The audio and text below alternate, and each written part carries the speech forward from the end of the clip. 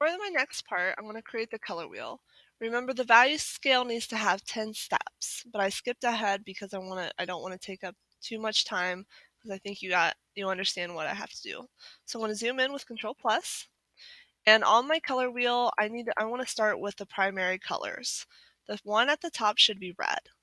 So I'm going to use, instead of my rectangle tool, I'm going to use my ellipse tool. I want to use the ellipse tool to create a perfect circle.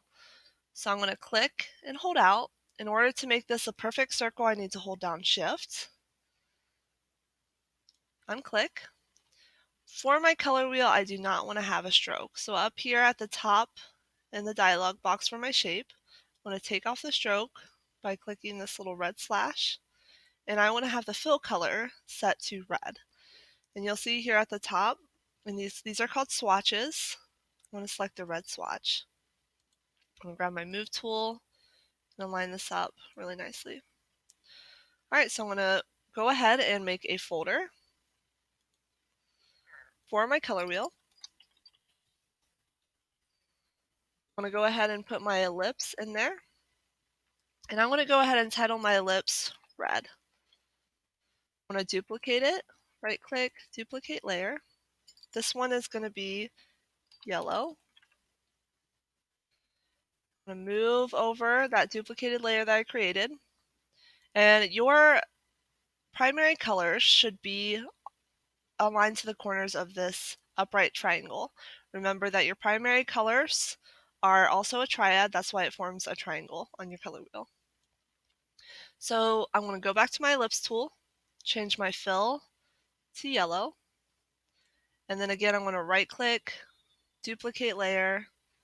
This is going to be blue because our last primary color is blue. I'm going to grab my move tool, move this over, line it up nicely, grab my ellipse tool again, change the fill to blue. Okay, so we are done with our primary colors. Now let's move on to our secondaries. Secondaries, I want them to be perfect squares. So I'm going to go up to my rectangle tool. I want to click and pull out my shape and then hold down Shift. If you happen to hold down Shift first, what it's going to do is holding down Shift is going to add this little plus sign next to my cursor, and it's going to add it and combine it with that shape. So you see how these are connected? If I go to change my color, notice how they change together. So it's important that when you pull out a new shape that you click and pull out first and then push Shift to make it a perfect shape. So secondary colors are going to be squares. And remember that secondary colors are the two primary colors mixed together. So red and yellow would make orange. So rectangle 1 needs to be titled orange. I'll grab my shape tool again down here, change the fill to an orange. Okay, make sure it's not, this is considered, if I have my cursor held still, it says pure red orange. So I want to make sure that this is yellow orange, light red orange, light red, pure red. We need to pick, so this is red orange, this is yellow orange. So I'm going to go ahead and go to my color picker. And because this is yellow orange, I want to move this down just a little bit to what would be considered a pure orange. So this is orange, this is red orange, this is yellow orange. So I want to go ahead and kind of put it in between. Have it all the way at the top so it's completely saturated. Okay, so this is orange. This is the secondary colors, and the tertiaries is where it gets kind of complicated. I want to make my next secondary color, so I'm going to right click, duplicate layer. Our next secondary color would be in between yellow and blue. Yellow and blue make green. So this would be green. Move this down. I'm going to go grab my rectangle tool again, change the fill. I want to have my color picker held down, it says green.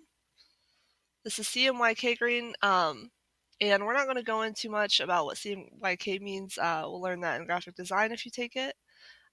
So I'm going to go ahead and click this green down here. All right. So here we have green. Right click, let's duplicate the layer again.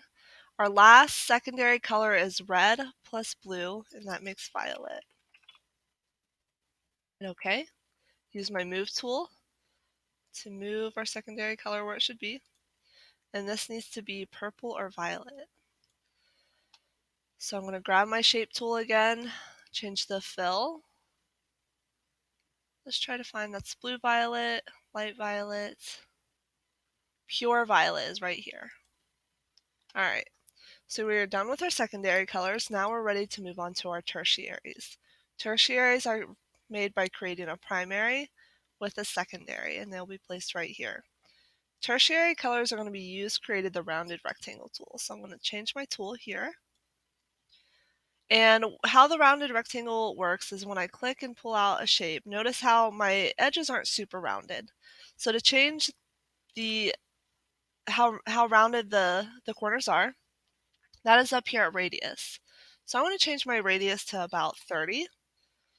And then I'm going to click and pull out, so that way you can see it's noticeably more rounded. So I'm going to take my move tool and move my tertiary color in between my primary and my secondary. And I want to change this one to red plus orange makes red orange. So I'm going to grab my shape tool again, change my fill to a red orange. That's pure red orange. So if I look at this and this isn't really red orange, so I'm going to actually change that to be, with the option here where I can create a custom color, I'm actually going to make this a little bit more red orange, like that. Hit OK. So now you can see this is not quite pure red, it's not quite pure orange, it's kind of in between. So I need to title this rounded rectangle red dash orange, and I'm going to duplicate it. So our next tertiary color would be yellow orange. I want to title the layer appropriately. Okay, grab my move tool, move it here in between. I'm going to grab my shape tool and change the fill to a yellow orange. So you can see here this one is pure yellow orange. All right, and this looks good. So I'm going to move on. So I'm going to duplicate my layer by right clicking. The next tertiary color would be yellow plus green, and that would be yellow, green. Hit OK. Move tool, move it here. Alright, so grab my shape tool, change the fill to a yellow green. So I'm going to hold still. This is pure pea green, pure yellow green. Okay. And I feel that I can make this a little bit more yellow. Remember, these aren't the most accurate sometimes, so I'm going to go ahead and grab my custom. I'm going to move this down a little bit so it's a little bit more yellow green. Hit OK. So I feel like this is more accurate. All right, so right click, duplicate layer. Next one is going to be blue green.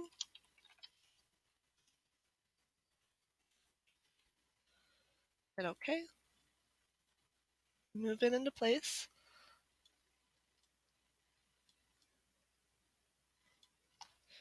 And I want to grab my shape tool and move this up a little bit. Try to eyeball this to try to get it as lined up as possible.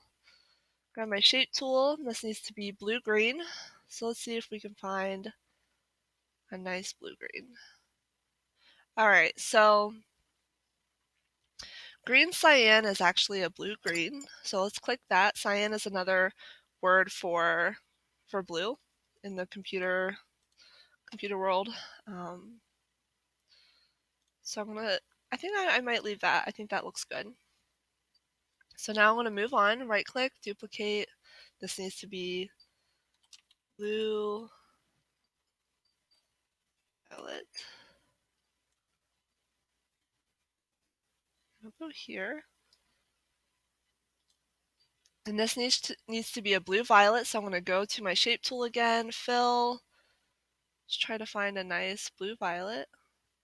That's pure. Okay, light blue violet, pure blue violet. So I'm going to select this one here. All right, so finally, duplicate layer. This needs to be red, violet. Okay, my primary comes first, then my secondary. And move this into place. And change the color to a red violet. So let's see what we have over here. Dark magenta red. Dark violet magenta. Let's go ahead and select that. So magenta is a CMYK color. It's also known as red. So I think this looks like a good representation of these two colors mixed. So I would say that my color wheel is finished. So I'm going to go ahead and close up that folder, and I'm going to move on to my monochromatic wheel in part 3. So make sure you go to File, Save, and save your work.